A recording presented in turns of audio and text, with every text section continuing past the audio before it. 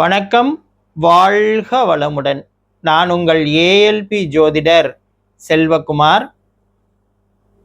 நம்மளுடைய ஏஎல்பி ஜோதிடத்தில் நமக்கு வரக்கூடிய நோய்கள், குறிப்பாக அது மரபு நோய்கள் எனப்படக்கூடிய தொடர்ச்சியான நீண்டகால நோய்களாக இருந்தாலும் சரி, குறுகிய காலகட்டத்தில் ஏற்படக்கூடிய நோய்களாக இருந்தாலும் சரி, அல்லது அறுவை சிகிச்சை தேவைப்படக்கூடிய நோய்களாக, உடல்நல பிரச்சனைகளாக இருந்தாலும் சரி, இவற்றையெல்லாம் மிக எளிமையாக துல்லியமாக கண்டறிந்து எந்த காலகட்டத்தில் ஏற்படும், எந்த பகுதியில் ஏற்படும், அதற்கு அறுவை சிகிச்சை அளவுக்கு தேவை இருக்கா, இல்லை சாதாரண மருத்துவ சிகிச்சையிலேயே அதை சரி பண்ண முடியுமா, ஆங்கில மருத்துவ சிகிச்சையா, இல்லை சித்த மருத்துவம், ஆயுர்வேதிக், ஹோமியோபதி முதலான மாற்று மருத்துவமா, எது சிறப்பாக இருக்கும், இது எல்லாமே உங்களுக்கு சொல்ல முடியும்.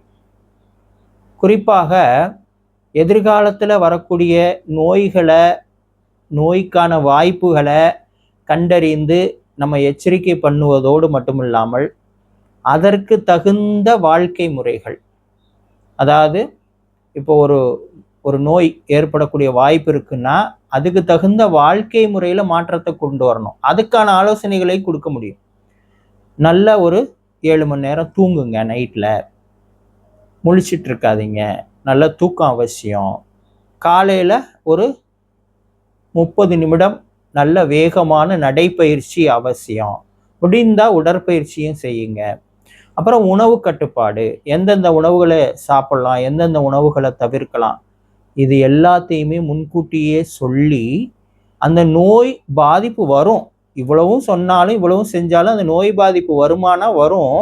ஆனால் அதிகமாக அது உங்களை பாதிக்காமல், தலைக்கு வந்தது தலைப்பாகையோடு போயிடுச்சுன்னு கிராமத்தில் சொல்லுவாங்க, அதுபோல் உங்களை அதிகம் அந்த பாதிப்புகள் கஷ்டப்படுத்தாமல், துன்பப்படுத்தாமல் நம்ம பார்த்து கொள்ள முடியும்.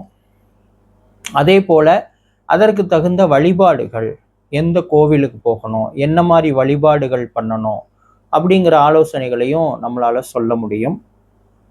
அது மட்டுமல்ல, நம்மளுடைய குடும்ப உறுப்பினர்களுக்கு எப்பெல்லாம் மருத்துவ செலவு ஏற்படுவதற்கான வாய்ப்பு இருக்குங்கிறத நம்ம முன்கூட்டியே தெரிஞ்சுக்கிறோம்.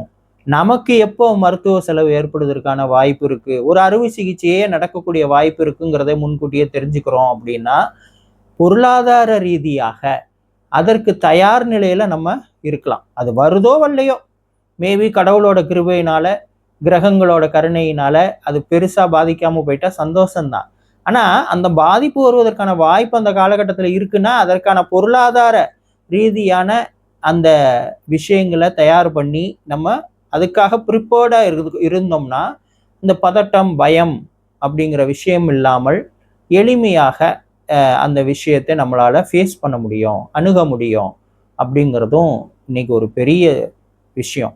ஏன்னா இன்னைக்கு குடும்பங்கள் சீர்குலைந்து போகுது, நிலைகுலைந்து போகுதுன்னா அது மருத்துவ செலவுகளால் தான்.